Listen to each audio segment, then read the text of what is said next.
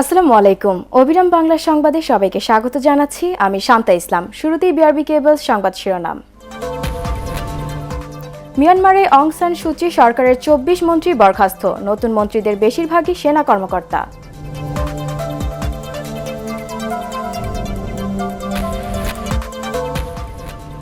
প্রবাস আয় বাড়ছেই, জানুয়ারিতে এসেছে প্রায় ১৬,৬৬০ কোটি টাকা।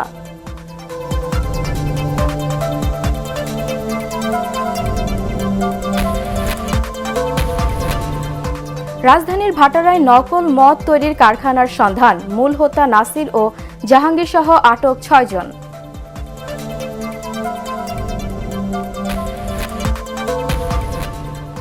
এবং শৈত্যপ্রবাহে বিপর্যস্ত রংপুর বিভাগ, দুর্ভোগে নিম্ন আয়ের মানুষ, হাসপাতালে বেড়েছে ঠান্ডাজনিত রোগীর সংখ্যা।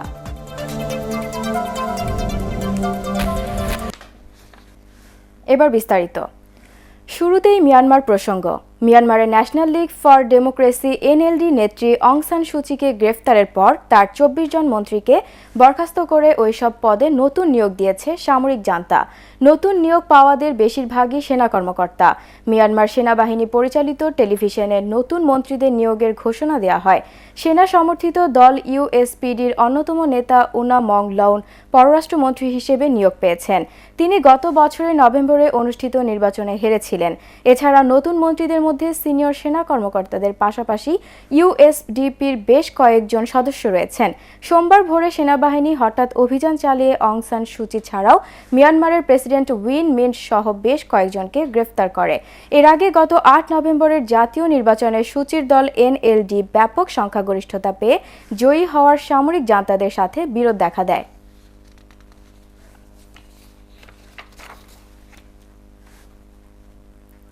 মিয়ানমারের সেনা অভ্যুত্থানের বিষয়ে বিবৃতি দিয়েছে পররাষ্ট্র মন্ত্রণালয়। এতে বলা হয়, বাংলাদেশ গণতান্ত্রিক নীতিতে বিশ্বাস করে, তাই বন্ধু প্রতিম প্রতিবেশী দেশ হিসেবে বাংলাদেশ আশা করে মিয়ানমারের গণতান্ত্রিক প্রক্রিয়া ও সাংবিধানিক ব্যবস্থা বহাল থাকবে।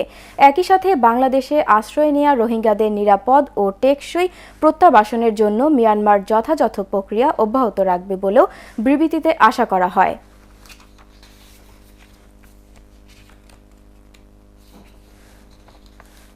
গত জানুয়ারিতে $১৯৬ কোটি বা প্রায় ১৬,৬৬০ কোটি টাকার রেমিটেন্স পাঠিয়েছেন প্রবাসী বাংলাদেশিরা। গত বছর একই সময়ে যা ছিল $১৬৪ কোটি বা ১৩,৯৪০ কোটি টাকা। এক মাসে প্রবাসী আয় বেড়েছে ২,৭২০ কোটি টাকা। বাংলাদেশ ব্যাংকের তথ্য অনুযায়ী ২০২০-২১ অর্থ বছরের জুলাই থেকে জানুয়ারি পর্যন্ত ৭ মাসে প্রবাসীরা সব মিলিয়ে $১,৪৯০ কোটি পাঠিয়েছেন, যা আগের বছরের একই সময়ের চেয়ে $৩৮৬ কোটি বেশি। গত অর্থ বছরের জুলাই থেকে জানুয়ারি পর্যন্ত প্রবাসীদের পাঠানো এই রেমিটেন্স এসেছিল $১,১০৪ কোটি।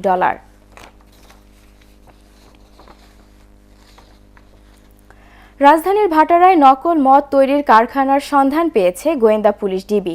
এই চক্রের মূল হোতা নাসির ও জাহাঙ্গীর সহ ৬ জনকে আটক করা হয়েছে। ডিবির ধারণা, এই চক্রের তৈরি নকল বিষাক্ত মদ খেয়ে বেশ কয়েকজন মারা গেছেন। আরও জানাচ্ছেন মনির হোসেন তপু। রাজধানীর মোহাম্মদপুর, ভাটারা ও বাড়িধারা সহ বিভিন্ন এলাকায় বিষাক্ত মদ খেয়ে শিক্ষার্থী সহ মারা গেছেন বেশ কয়েকজন। এই বিষাক্ত মদের উৎস খুঁজে বের করতে নড়েচড়ে বসে আইনশৃঙ্খলা বাহিনী। গোপন সংবাদের ভিত্তিতে জানা যায়, ভাটারা এলাকায় এই গিঞ্জি গলিতে ৪ মাস আগে এই বাসাটি ভাড়া নিয়ে নকল মদ তৈরির কারখানা গড়ে তুলে নাসির নামের এই ব্যক্তি। তার মূল সহযোগী জাহাঙ্গীর মিটফোর্ট থেকে মদ তৈরির কাঁচামাল সংগ্রহ করত। পরে ভাঙাড়ির দোকান থেকে কেনা বিদেশি মদের বোতলে চিনি ও স্পিরিট মিশিয়ে বাজারজাত করে আসছিল এই চক্রটি। প্রতিটি বোতল বিক্রি করা হতো ৫ থেকে ৭,০০০ টাকায়। স্পিরিট আসে, পরে এটা পানির সাথে মিলিয়ে বোতলজাত করে আমরা ২২০০ টাকা দামে এই আলামিন আছে, এই রেদওয়ান আছে, ওদের কাছে দিয়ে দিই, ওরা কাছে ওদের কাস্টমারদের কাছে। মাসে ১০-১২ হাজার টাকা বেতন দেয়, আর উনি আমাদের যেখানে যাইতে বলে 2 একটা এরকম করে আমি যে সাপ্লাই দিয়ে আসি। 1 গ্রাম স্পিরিটে ২৭ লিটার। ২৭ লিটার যদি ভালো করে বানায় তো ৫২ টাকা, হয়তো ৫৩ টাকা। ডিবির অতিরিক্ত পুলিশ কমিশনার AKM হাফিজ আক্তার জানিয়েছেন, এই চক্রটি গত এক সপ্তাহে ২৩১ বোতল নকল মদ বিক্রি করেছে। যারা এই ধরনের ভেজাল মদ যদি তারা পান করে অবশ্যই তাদের অঙ্গহানি করবে, এবং যেটা হলো যে কয়েকজন মারাও গেছে। অ্যালার্মিং বিষয় হলো যে 231 বোতল যে মদ, এটা যদি যারা পান করবে তারাও কিন্তু অসুস্থ হবে অথবা আরো বড় ধরনের ক্ষতির কারণ হয়ে যেতে পারে। তিনি আরও জানান, সারা দেশে এই চক্রের অসংখ্য খুচরা বিক্রেতা আছে, তাদেরকেও চিহ্নিত করে আইনের আওতায় আনা হবে। মনির হোসেন তপু, ATN বাংলা, ঢাকা। শৈত্যপ্রবাহে বিপর্যস্ত হয়ে পড়েছে গোটা রংপুর বিভাগ। এতে সবচেয়ে বেশি দুর্ভোগে পড়েছেন নদী তীরবর্তী এলাকার ছিন্নমূল ও নিম্ন আয়ের খেটে খাওয়া মানুষ। শীত বস্ত্রের অভাবে চরম ভোগান্তিতে পড়েছেন হতদরিদ্ররা। কাজে যেতে না পেরে বিপাকে শ্রমজীবী মানুষ। তীব্র শীতের কারণে হাসপাতালে বেড়েছে ঠান্ডাজনিত রোগীর সংখ্যা। নিউমোনিয়া, শ্বাসকষ্ট ও ডায়রিয়া সহ বিভিন্ন রোগ নিয়ে হাসপাতালে ভিড় করছেন শিশু ও বৃদ্ধরা। মোটামুটি 8 ডিগ্রি সেলসিয়াস, 7 থেকে 8 ডিগ্রি সেলসিয়াসের মধ্যেই হয়তো নেমে আসবে। তখন ঠান্ডার যে পরিস্থিতিটা, ঠান্ডা তীব্রতা বেড়ে যাবে, অর্থাৎ মাঝারি থেকে মৃদু ধরনের যে শৈত্যপ্রবাহ সেটা হওয়ার সম্ভাবনাটা অনেক বেশি আছে, এবং এটা মোটামুটি 3 তারিখ পর্যন্ত কন্টিনিউ করার একটা সম্ভাবনা আছে। যে এলাকাগুলোতে নদীবাহিত এলাকা, অর্থাৎ পানির প্রাপ্যতা বেশি এবং সবুজ গাছপালা বেশি আছে, এই ধরনের রিজনগুলোতে কিন্তু মাঝারি থেকে ঘন কুয়াশা, বিশেষ করে ঘন কুয়াশা হওয়ার সম্ভাবনাটা অনেক বেশি। করোনা ভাইরাসের টিকা যারা নিয়েছেন তারা সবাই সুস্থ আছেন বলে জানিয়েছেন স্বাস্থ্য অধিদপ্তর। টিকাদান কর্মসূচি সফল করতে স্বাস্থ্য কর্মকর্তাদের সাথে অনলাইন সভায় জানানো হয়, নিবন্ধন ছাড়া কেউ ভ্যাকসিন পাবেন না। কর্মসূচি নির্বিঘ্ন করতে আগামী 10 ফেব্রুয়ারি পর্যন্ত সারা দেশে স্বাস্থ্যকর্মীদের ছুটি বাতিল করা হয়েছে। তাদেরকে নিয়ে আমাদের সম্পূর্ণ যে পরিকল্পনাটা, এই পরিকল্পনাটার প্রস্তুতির কোথায় কোথায় আমাদের এখনো ঘাটতি রয়ে গেছে, কোন জায়গাগুলোকে আবার নতুন করে সাপোর্ট দিতে হবে, সেই সমস্ত বিষয়ে আমরা কথা বলেছি। ইমার্জেন্সি বাদে আমরা বলেছি যে 10 তারিখ পর্যন্ত আমাদের টিকা দেওয়ার কার্যক্রম না হওয়া পর্যন্ত সমস্ত কর্মকর্তা কর্মচারীরা কোনো ধরনের ছুটিতে যাবেন না এবং কোনো রকমের স্টেশন লিভ করবেন না। দেশে করোনা ভাইরাসের সবশেষ 24 ঘন্টায় 10 জনের মৃত্যু হয়েছে। এ নিয়ে মোট মৃতের সংখ্যা বেড়ে দাঁড়ালো 8136 জনে। ঢাকা বিভাগে সর্বোচ্চ 7 জন মারা গেছেন। মৃতদের মধ্যে 9 জন পুরুষ ও 1 জন নারী। সোমবার স্বাস্থ্য অধিদপ্তরের সংবাদ বিজ্ঞপ্তিতে এসব তথ্য জানানো হয়। সবশেষ 24 ঘন্টায় 12,475টি নমুনা পরীক্ষায় নতুন করে করোনা শনাক্ত হয়েছেন 443 জন। আক্রান্ত বিবেচনায় শনাক্তের হার 3.55%। দেশে মোট করোনা শনাক্তের সংখ্যা 5,35,582। 24 ঘন্টায় সুস্থ হয়েছেন 472 জন। মোট সুস্থ 4,80,216।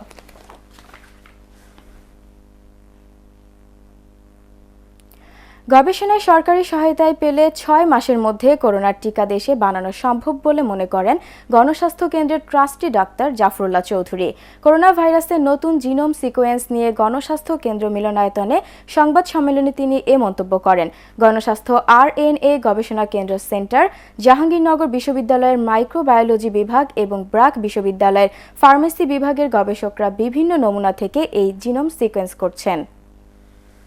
সবাই পুশ করতে হবে, সরকারকে চাপ সৃষ্টি করতে হবে যে এইসব বিজ্ঞান WTO কম্পালসারি লাইসেন্স, শব্দটা মনে রাখবেন, কম্পালসারি লাইসেন্সের ফেসিলিটি আমাদের আছে 31 সন পর্যন্ত। সুতরাং এখনও যে সময় আছে তাতে আমরা অবশ্যই সফল হব। ওই সুবিধাটা পেলে, কম্পালসারি লাইসেন্স পেলে আমার ঘাটতিটা কমে যাবে। সরকারকে বলছি, ব্যবসায়ীকে এত পাশে রাখতে হয় না। ব্যবসায়ীরা যখনই আপনার বেশি কাঁধের উপরে চড়ে, এটা কুকুরের লেজের মতো, সঙ্গে সঙ্গে বাঁকা হয়ে যায়। জাতির পিতা বঙ্গবন্ধু শেখ মুজিবুর রহমানকে নিয়ে নিজের লেখা বঙ্গবন্ধু শেখ মুজিবুর রহমান জনক আমার নেতা আমার বইয়ের মোড়ক উন্মোচন করেছেন প্রধানমন্ত্রী শেখ হাসিনা। সোমবার জাতীয় সংসদ ভবনে নিজ কার্যালয়ে বইটির মোড়ক উন্মোচন করেন তিনি। বইটিতে বঙ্গবন্ধুর জীবন ও সংগ্রামের পাশাপাশি 1975 সালের 15ই আগস্টের কালো অধ্যায় এবং শেখ হাসিনার নেতৃত্বে বাংলাদেশের ঘুরে দাঁড়ানোর গল্প খুঁজে পাওয়া যাবে। 1989 সালে প্রধানমন্ত্রীর প্রথম বই ওরা টোকাই কেন প্রকাশিত হয়। নিজের মৌলিক বইয়ের পাশাপাশি বঙ্গবন্ধু সম্পর্কিত বইয়ের বিশদ ভূমিকা লিখেছেন প্রধানমন্ত্রী শেখ হাসিনা। স্যাটেলাইট টেলিভিশন চ্যানেলগুলোর টিআরপি নির্ধারণের ক্ষেত্রে দ্রুত সন্তোষজনক সমাধান হবে বলে জানিয়েছেন তথ্যমন্ত্রী ডক্টর হাসান মাহমুদ। সোমবার বঙ্গবন্ধু স্যাটেলাইট কোম্পানি পরিদর্শন শেষে সাংবাদিকদের তিনি বলেন, বাংলাদেশে টিআরপি নির্ধারণ প্রক্রিয়া ভৌতিক। অনেক বেশি নমুনা সংগ্রহের কথা বলে মাত্র 2টি কোম্পানি 164টি নমুনা পর্যবেক্ষণ করে। জনসংখ্যা অনুপাতে অন্তত 10,000 নমুনা সংগ্রহ করা প্রয়োজন বলেও মন্তব্য করেন তথ্যমন্ত্রী। স্যাটেলাইট ব্যবহার করে সেখানে মানুষ একটি বা দুটি বেসরকারি প্রতিষ্ঠান টিআরপি নির্ধারণ করে। তারা কিন্তু বলেছে অনেক স্যাম্পল কালেকশন করে। আসলে প্র্যাকটিক্যালি আমাকে বঙ্গবন্ধু স্যাটেলাইট কোম্পানির টেকনিক্যাল টিম যেটি বলল, তারা রিয়েলি 164টা স্যাম্পল কালেকশন করে সেখান থেকে টিআরপি দেয়। তো আমরা এখানে স্বচ্ছতা আনার চেষ্টা করছি। 10,000 স্যাম্পল থেকে কীভাবে স্যাম্পল কালেকশন করা যায় এবং কিভাবে কন্টিনিউয়াসলি করা যায় সেই টেকনিক্যাল সাপোর্ট দিতে বঙ্গবন্ধু স্যাটেলাইট কোম্পানি প্রস্তুত আছে। চট্টগ্রামে মেয়াদ উত্তীর্ণ 12,000 অটোরিকশা স্ক্র্যাপ করেছে বিআরটিএ। রাস্তায় থাকা আরও 1,000 শিগগিরই স্ক্র্যাপ করা হবে। ফলে আগামী কয়েক মাসের মধ্যে নগরীর সড়কে নামছে নতুন 12,000 অটোরিকশা। এতে যাত্রী সেবা বৃদ্ধির পাশাপাশি পরিবেশ দূষণ কমবে বলে আশা করছেন সংশ্লিষ্টরা। চট্টগ্রাম থেকে আবুল হাসনাতের রিপোর্ট, জানাচ্ছেন বিপ্লব রায়। চট্টগ্রাম মহানগরীতে সিএনজি চালিত অটোরিকশা চলাচলের অনুমতি আছে 13,000, কিন্তু 2001 সাল থেকে ক্রমান্বয়ে অনুমোদন দেয়া এসব যানবাহনের মেয়াদ শেষ হয়ে গেছে অনেক আগেই। তাই এই অটোরিকশা স্ক্র্যাপ করতে বিআরটিএকে নির্দেশ দেয় সড়ক পরিবহন ও সেতু মন্ত্রণালয়। এরপর থেকেই মেয়াদোত্তীর্ণ লক্কর অটোরিকশা ভাঙার অভিযানে নামে সংস্থাটি। এই প্রক্রিয়া চালুর পর পুরনো অটোরিকশা জমা দিয়ে নতুন লাইসেন্স নম্বর পেতে টোকেনের আশায় বিআরটিএ কার্যালয়ে ভিড় করছেন চালকরা। সরকার আমাদেরকে একটা সিস্টেম করে দিয়েছে যে মেয়াদ উত্তীর্ণ গাড়িগুলো করলে, ডাম্পিং করলে আমরা নতুন পুনরায় একটা লাইসেন্স পাবো, সেই আশায় আমরা গাড়িগুলো ভেঙে ফেলতেছি। এটা ভালো হয়েছে সবার জন্য, পরিবেশের জন্য সরকারের নতুন আইনটা করছে, ভালো হয়েছে। আমার গাড়িটা খুব সুন্দরভাবে ভাঙছি। আমি পরবর্তীতে নতুন ডকুমেন্ট, এটা বাংলাদেশ পরিবেশের জন্য খুব সুন্দর হলেও আমি নতুন ডকুমেন্টে আমি নতুন গাড়ি কিনবো। কর্তৃপক্ষ বলছে চট্টগ্রামে এরই মধ্যে স্ক্র্যাপ করে 5,500 অটোরিকশা প্রতিস্থাপন করা হয়েছে। আর 2004 সালে তৈরি 3,616টি অটোরিকশা ভাঙার কাজ চলছে। করোনাকালীন পরিস্থিতির কারণে আমাদের এই কার্যক্রমটা আমরা প্রায় গত 2020 সালের জানুয়ারিতে করার কথা ছিল, সেটা আমরা যথাসময়ে করতে পারিনি। তো ইতিমধ্যে আমাদের প্রায় দেখা যাচ্ছে 13,000-এর মধ্যে আমরা 12,000 অলরেডি স্ক্র্যাপ করেছি এবং নতুন সিএনজি রাস্তায় আপনারা দেখতে পাবেন যে নতুন প্রায় 12,000 সিএনজি চিটাং শহরে নেমে যাচ্ছে এবং যাত্রী সেবা মানটা আগের থেকে অনেক বৃদ্ধি পাবে। তবে পরিবেশের স্বার্থে বাস এবং ট্রাকের ক্ষেত্রেও বিআরটিএর একই রকমের পদক্ষেপ চান পরিবেশবাদীরা। বিআরটিএর এই উদ্যোগকে আমরা সাধুবাদ জানাই। এর পাশাপাশি চট্টগ্রাম মহানগরীতে 3 শতাধিক 20 বছরের অধিক পুরানো ট্রাক এবং বাস আছে। এগুলিকেও যদি এভাবে সংশোধন করা হয়, অর্থাৎ ভেঙে ফেলা হয়, অথবা যে পুরানো ইঞ্জিনের কারণে অতিরিক্ত ধোঁয়া নিঃসরণ হয়, সেটা বন্ধ করার জন্য ইঞ্জিন পরিবর্তন করে ফিটনেসটা সুনিশ্চিত করলে চট্টগ্রাম মহানগরীর বায়ু দূষণ অনেকটাই কমে আসবে। 2001 সাল থেকে ঢাকা ও চট্টগ্রামে 26,000 সিএনজি অটোরিকশা নিবন্ধন দিয়েছিল বিআরটিএ। এর মধ্যে ঢাকায় নিবন্ধিত 13,000 স্ক্র্যাপ করে প্রতিস্থাপন করা হলেও করোনার কারণে চট্টগ্রামে প্রায় 1 বছর পিছিয়ে যায়। বিপ্লব রায়, এটিএন বাংলা। শেখ হাসিনা সাংস্কৃতিক পল্লী নামে জামালপুরে হচ্ছে দৃষ্টিনন্দন বিনোদন কেন্দ্র। ঢাকার বাইরে কোনো জেলা শহরে এ ধরনের কেন্দ্র এটিই প্রথম। প্রকল্প সংশ্লিষ্টরা বলছেন এটি হবে দেশসেরা সাংস্কৃতিক ও বিনোদন কেন্দ্র। দৃষ্টিনন্দন নানা কারুকাজ দিয়ে পুরো পল্লীকে সাজানো হচ্ছে।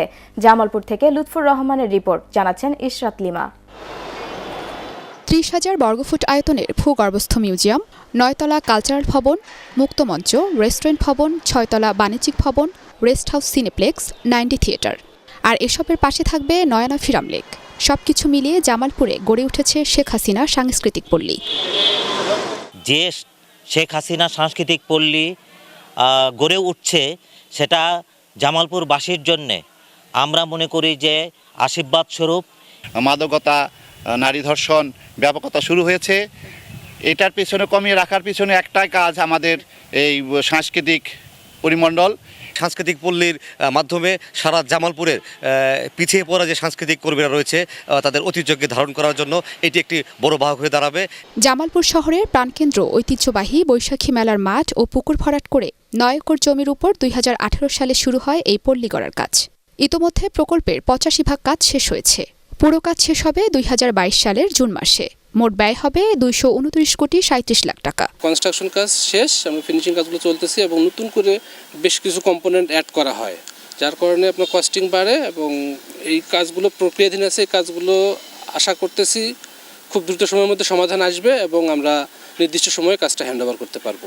জেলার সাংস্কৃতিক কর্মকাণ্ড ও বিনোদনের প্রাণকেন্দ্র হয়ে উঠবে পল্লীটি, এমনটাই মনে করছেন সাংস্কৃতিক কর্মীরা। Bureau report, ATN Bangla. দেশীয় ফেব্রিক্স দিয়ে তৈরি বিপুল সংখ্যক মানসম্মত পিপিই যুক্তরাষ্ট্র ও ইউরোপের বিভিন্ন দেশে রপ্তানি হলেও দেশের বাজারে তার কদর নেই। দেশে পিপির চাহিদা মেটানো হচ্ছে অতিরিক্ত দামে কেনা সামগ্রী দিয়ে। তবে কেন্দ্রীয় ঔষধাগার সিএমএমডি বলছে সাশ্রয়ী দামে পিপি কেনার পরিকল্পনা রয়েছে তাদের। আদ্দিন সজীবের রিপোর্ট, ক্যামেরায় ছিলেন এমদাদুল হক।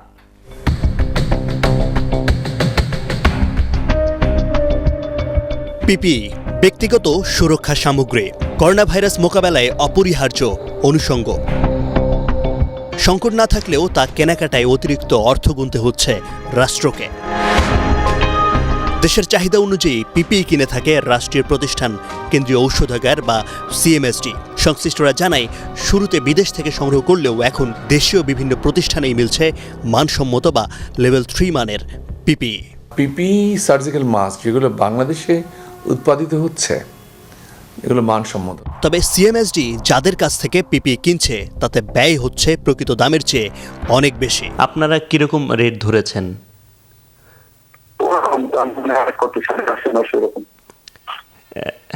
850-900। যদিও উৎপাদনকারী কোনো কোনো প্রতিষ্ঠান বলছে লেভেল 3 মানের পিপির দাম প্রতি পিস 450 থেকে 500 টাকার মধ্যে রাখা সম্ভব। এই একই পিপি তারা রপ্তানি করছেন ইউরোপ, আমেরিকা সহ বিভিন্ন দেশে। আপনি যদি চাইনিজ ফেব্রিক্স দিয়ে এখানে পিপি ম্যানুফ্যাকচারিং করে গভর্নমেন্টকে যদি সাপ্লাই দেওয়া হয়, ধরেন মনে করেন 800 বা 850 টাকা সাপ্লাই দিচ্ছে, কিন্তু আমরা সেই ক্ষেত্রে ওটা 400 থেকে আমরা 500 টাকার মধ্যে দিতে পারবো। ক্ষেত্র বিশেষে আমরা 400 টাকাও দিতে পারবো। রংপুরের তারাগঞ্জে পিপি উৎপাদনকারী প্রতিষ্ঠানের এই কর্মকর্তা জানান, দেশের স্বাস্থ্য খাতে সুলভ মূল্যে পিপি দেওয়ার আগ্রহ থাকলেও প্যাকেজ জটিলতায় তা সম্ভব হয় না। অথচ করোনা মহামারীর শুরুতে সিএমএসডিকে 3 লাখ পিপি সরবরাহ করেছিল এই প্রতিষ্ঠানটি। টেন্ডারে প্যাকেজ জটিলতাটা দূর করে অন্তত সিঙ্গেল লট প্রোডাক্ট ওয়াইজ লট করে দেন, আমরা গ্রহণ করবো ইনশাল্লাহ, আর আমরা কোয়ালিটি সম্পন্ন জিনিস দিতে পারবো। সিএমএসডির সবশেষ কেনাকাটার হিসেবে গত অক্টোবরে দেশীয় দুটি প্রতিষ্ঠান থেকে লেভেল 3 মানের 75,000 পিপি কিনেছে প্রতিষ্ঠানটি। প্রতি পিসের দাম 800 টাকারও বেশি। বলা হচ্ছে বিদেশি ফেব্রিক সহ বিভিন্ন কারণে পিস প্রতি গুনতে হচ্ছে অতিরিক্ত 300 টাকা। এই দুঃসময়েও স্বাস্থ্য সুরক্ষা সামগ্রীর এক কেনাকাটাতেই রাষ্ট্রের বাড়তি ব্যয় প্রায় 2.5 কোটি টাকা। প্রথমবারে আমরা যখন নিয়েছি 900 টাকা, দ্বিতীয়বারে যখন নিয়েছি তখন নিয়েছি 700 টাকা বা এর চেয়ে সামান্য বেশি হতে পারে। কিন্তু দেশীয় ফেব্রিক্স দিয়ে তৈরি পিপি না নিয়ে বাইরের ফেব্রিক্সের এই স্বাস্থ্য সুরক্ষা সামগ্রী কেন কিনছে প্রতিষ্ঠানটি, সেই প্রশ্ন রয়ে গেছে। দেশে তৈরি পিপি যাচ্ছে বহির্বিশ্বে, এ তো আনন্দের কথা, গর্বের কথা। এতে লাভবান হচ্ছে বাংলাদেশ, সচল থাকছে অর্থনীতি, অগ্রগতির চাকা। তবে দেশে যারা দেশীয় ফেব্রিক্স দিয়ে পিপি তৈরি করে তারা মনে করেন যদি দেশীয় ফেব্রিক্স দিয়ে তৈরি পিপি বহির্বিশ্বে মানসম্মত হয় আর সেই পিপি বাংলাদেশের সিএমএসডি নেয়, তাহলে তারা যেমন আর্থিকভাবে লাভবান হবে, ঠিক তেমনই একটা আত্মতৃপ্তি কাজ করবে যারা দেশীয় ফেব্রিক্স দিয়ে পিপি তৈরি করে সেসব প্রতিষ্ঠান। আদ্দিন সজীব, এটিএন বাংলা, রংপুর। শীতে সারা দেশে কোনো মানুষ যাতে কষ্টে না থাকে সে লক্ষ্যে সরকার জেলা প্রশাসক এবং উপজেলা নির্বাহী কর্মকর্তাদের অনুকূলে 50 কোটি টাকা বরাদ্দ দিয়েছে বলে জানিয়েছেন দুর্যোগ ব্যবস্থাপনা ও ত্রাণ প্রতিমন্ত্রী ডাক্তার এনামুর রহমান। সাভারের তালবাগে জাহাঙ্গীরনগর বিশ্ববিদ্যালয়ের শিক্ষক ও স্থানীয় বিশিষ্টজনদের সাথে মতবিনিময় সভা শেষে তিনি একথা জানান। ডাক্তার এনাম বলেন, শীতার্তদের জন্য শীত বস্ত্র ক্রয় বা যে কোনো জরুরি অবস্থা মোকাবিলায় সেই অর্থ ব্যয় করার জন্য ডিসি এবং ইউএনওদের নির্দেশনা দেওয়া হয়েছে। জাবি বঙ্গবন্ধু শিক্ষক পরিষদের সাধারণ সম্পাদক অধ্যাপক বশির আহমেদ, বিশ্ববিদ্যালয়ের প্রক্টর ফিরোজ উল হাসান এ সময় উপস্থিত ছিলেন। এবার আন্তর্জাতিক সংবাদ।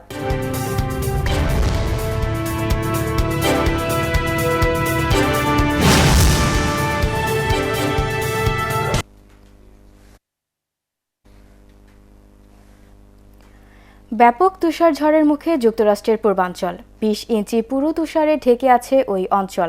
সামনের কয়েকদিন এই অবস্থা আরও ভয়াবহ হতে পারে জানিয়ে জরুরি অবস্থা জারি করেছেন নিউ ইয়র্কের মেয়র বিল দা ব্লাসিও। জরুরি প্রয়োজন ছাড়া বাড়িতেই থাকার পরামর্শ দিয়েছেন তিনি। প্রবল তুষারপাতের কারণে স্কুল বন্ধ করা সহ করোনা টিকাদানের তারিখও পুনর্নির্ধারণ করা হচ্ছে। এরই মধ্যে বাতিল করা হয়েছে বিভিন্ন রুটের বিমান চলাচল।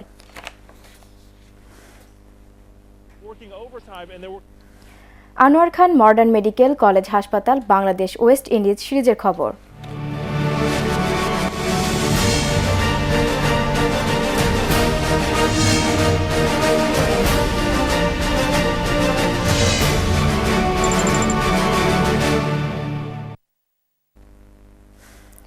চট্টগ্রামে 2 ম্যাচ সিরিজের প্রথম টেস্টে আগামীকাল ওয়েস্ট ইন্ডিজের বিপক্ষে মাঠে নামবে বাংলাদেশ। ক্যারিবীয়দের বিপক্ষে খেলা 16 টেস্টের মাত্র 4টিতে জিতেছে টাইগাররা। 10 ম্যাচে জিতেছে ওয়েস্ট ইন্ডিজ, আর ড্র হয়েছে 2টি ম্যাচ। যদিও মুখোমুখি শেষ 2 ম্যাচ জয়ে আত্মবিশ্বাসী হয়েই মাঠে নামবে স্বাগতিকরা। সেই সাথে ওয়ানডেতে ওয়েস্ট ইন্ডিজকে হোয়াইট ওয়াশ করায় বাড়তি অনুপ্রেরণা রয়েছে বাংলাদেশের। অন্যদিকে সীমিত ওভারের খেলায় বাজে পারফর্ম করলেও টেস্ট সিরিজে ঘুরে দাঁড়াতে চায় সফরকারীরা। জহুর আহমেদ চৌধুরী স্টেডিয়ামে সকাল 9:30টায় শুরু হবে ম্যাচটি।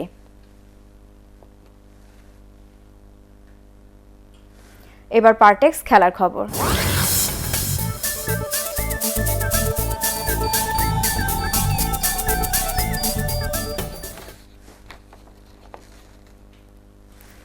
ইংলিশ প্রিমিয়ার লিগে রাতে সাউথহ্যাম্পটনের মুখোমুখি হবে ম্যানচেস্টার ইউনাইটেড। 21 ম্যাচে 12 জয় নিয়ে পয়েন্ট টেবিলের দ্বিতীয় স্থানে আছে ম্যান ইউ। তবে নিজেদের খেলা শেষ 5 ম্যাচের মাত্র 2টিতে জিতেছে রেড ডেভিলরা।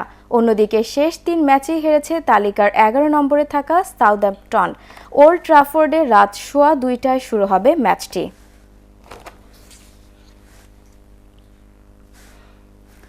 শেষ করার আগে বিআরবি কেবল সংবাদ শিরোনাম আরও একবার। মিয়ানমারে অং সান সুচি সরকারের 24 মন্ত্রী বরখাস্ত। নতুন মন্ত্রীদের বেশিরভাগই সেনা কর্মকর্তা।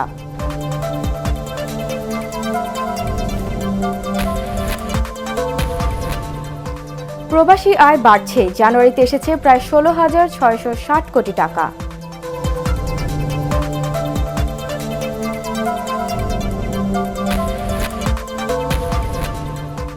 রাজধানীর ভাটারায় নকল মদ তৈরির কারখানার সন্ধান। মূল হোতা নাসির ও জাহাঙ্গীর সহ আটক 6 জন।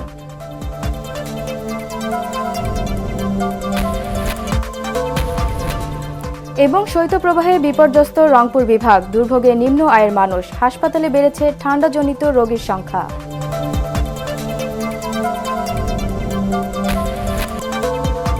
দর্শক, পরবর্তী সংবাদ দেখার আমন্ত্রণ জানিয়ে এখনকার মতো শেষ করছি। করোনা ভাইরাস থেকে নিজেকে সুরক্ষিত রাখতে মাস্ক পরুন, বারবার হাত পরিষ্কার করুন। আমাদের এটিএন বাংলা সংবাদ ইউটিউবে দেখতে ব্রাউজ করুন youtube/ATN বাংলা নিউজ।